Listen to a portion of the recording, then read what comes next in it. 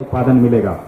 और सबसे बड़ी चीज यह है कि खरीफ में उत्पादन तकनीक का क्या है कि नर्सरी बनाना सबसे जानकारी होनी चाहिए कि नर्सरी हम कैसे इसकी बनाएं। तो थोड़ा सा मैं इस पे जानकारी देता हूं। हमेशा नर्सरी जो है उठी हुई बनाएं, 15 से 20 सेंटीमीटर जमीन से उठी हुई बनाएं और उसमें लाइन दे करके 5 से 7 सेंटीमीटर का लाइन दे करके और 1 स्क्वायर मीटर में 4 से 5 ग्राम सीड केवल डालें। नहीं तो ज्यादा सीड हो जाता है तो नर्सरी कमजोर हो जाती है और नर्सरी कमजोर हो जाएगी तो मेन फील्ड पे जब आप ले जाएंगे तो वहां पर वो मर जाती है।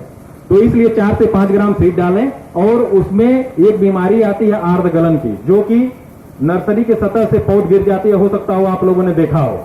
तो उसमें आप ड्रेंचिंग करिए, जरा स्प्रेयर की मोटी धार बनाइए और मोटी धार बना करके बाविस्टीन ले लीजिए या कॉपर ऑक्सीक्लोराइड ले लीजिए, उसका 2.5 से 3 ग्राम पर लीटर के हिसाब से डाल करके मोटी धार से उसमें आप अगर लाइन सोइंग किए हैं तो उस लाइन में डाल दीजिए, जिससे कि वो गिरना बंद हो जाता है और आपकी अच्छी से अच्छी नर्सरी मिलेगी।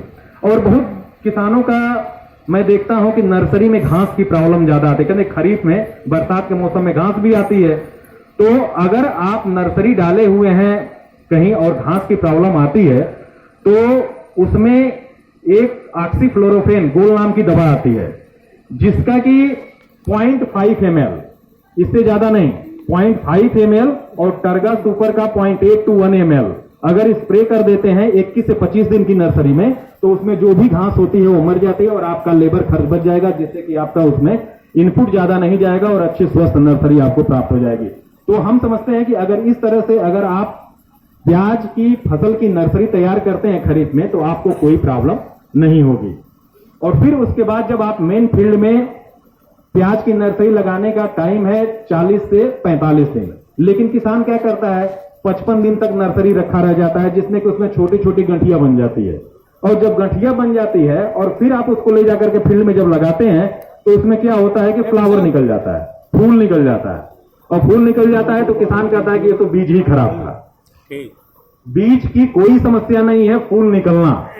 और ज्यादातर खरीफ में और लेट खरीफ में ये प्रॉब्लम आती है।